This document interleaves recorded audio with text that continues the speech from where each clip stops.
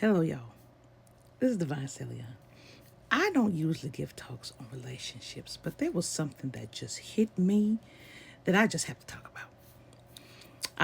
I was looking at a beautiful black woman who was married to a white man, and she had said something. And this white man had, when they were dating, bought her a car because he filled her need. And I was laughing because I said a lot of people today wouldn't do that. And then I was like, well, you know what, though? I'm somebody that used to give like that.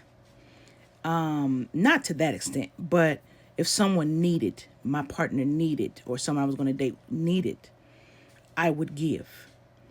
But I wouldn't pay attention that it wasn't returned. It has to be equally yoked. And I was thinking about that. And I was like, there's a maturity in that. And that when you date someone, that's not playing around. Okay? You date someone with the intention of being with them and investing. You're investing in someone. And so in growing something long term. And you have to have the intuition and the wherewithal to know that's the type of person that you should be with. That took me a very long time to figure that out. Because I'm a giver. I give. I wouldn't necessarily receive. I would give, and that was my joy. That's still my joy. But now I know for my worth, I must receive in kind what I give. But the other part to that was a thing about I also don't, thank you, date every culture either. And I was thinking about it because, a lot of people are like, well, why are you being prejudiced? Hold on a second. I realized that I don't have the wherewithal in my spirit to do that with certain cultures because certain cultures and my culture go way back and do not have a good relationship. And so I don't have the wherewithal and solved in my spirit to do that. But also, sometimes it's an ancestral thing where your ancestors say no, and you will not. Depending on what happened in your line, their line, and so on and so forth. And then came because I want you to understand, before I finish that thought, I could never answer this question as to why I wouldn't. Well, then came the even dating my own, because I don't date my own. And I was like, well, I don't have the wherewithal in my spirit to resolve the fact that we women are constantly taking care of the ones who's supposed to be carrying us where we would want to be feminine with them in the first place. And so, sir, if you can't do that, I cannot submit to you because I'm not carrying you. We carry and help each other. But in my culture, we have a history of the women carrying the men. And so I realized, again, an ancestral thing, heavy ancestral thing when it comes to our own than an outside. And so we have sometimes the misconception of calling it a prejudice. And yes, that can seep into our spiritual, that can seep into our DNA where that's a no. What I mean is, say you never dated or heard of that culture before. And you see that culture, you hear about that culture, and you're like, ooh, no. That is an innate reaction sometimes that is DNA wise and spiritual. Okay, sometimes, and people misconstrue this, sometimes it's not even a rude thing. It's a deeply rooted, seated, cultural thing, ancestrally speaking, and DNA speaking. So I was thinking about that. And that's what it is. It's not settled in my spirit.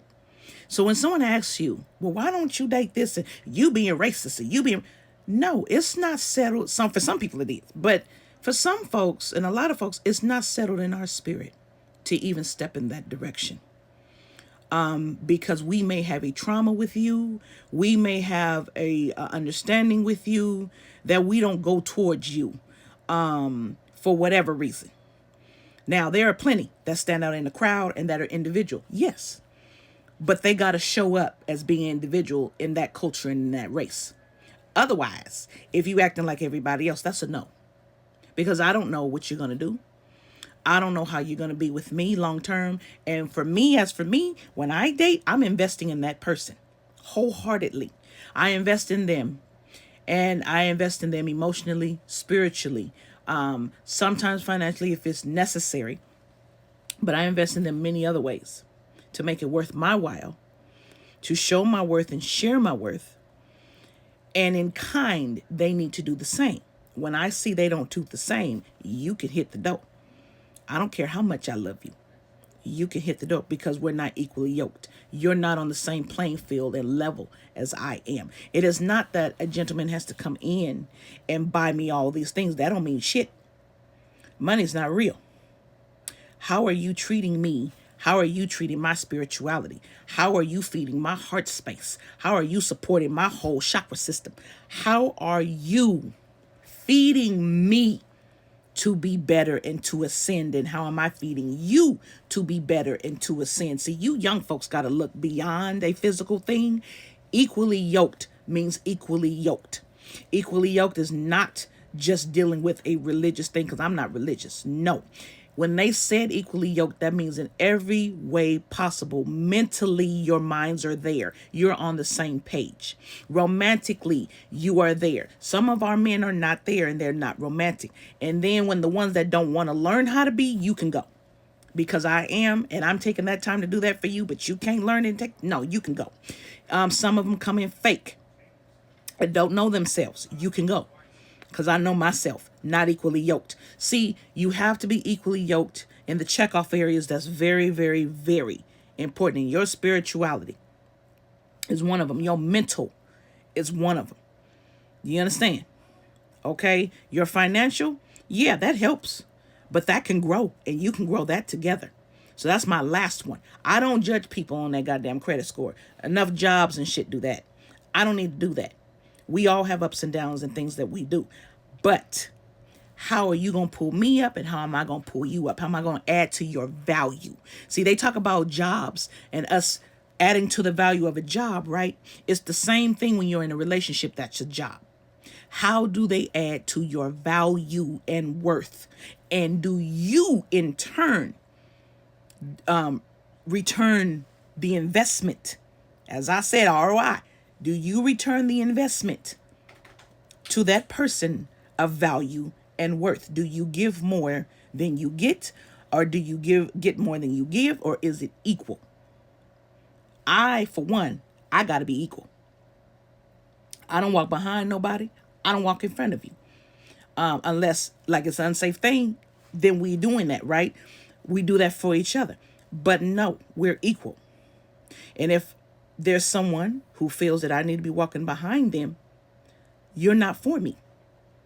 If there's someone that feels that, and it depends on your values, okay? Because I'm not one of those stay-at-home women. That's not me.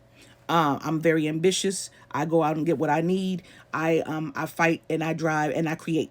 That's my thing. So someone has to understand that. I lay it out on the table. I am real. When I apply for a job, I am real. I let them know I'm interviewing them like they're interviewing me, because they're not better than me. You dig? They have to give me value as well. Are you going to help me ascend in this job? Are you going to train me to be a leader in this job? Are you going to keep me a status quo? Then that's not the job for me.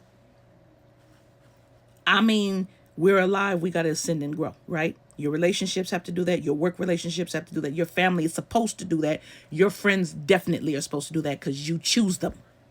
So you be mindful of what you're choosing to be around you, and what you're accepting in your energy, and what you are allowing to be your standard. And if they don't fit your standard, they can go bye-bye. Thank you. Next. Love y'all.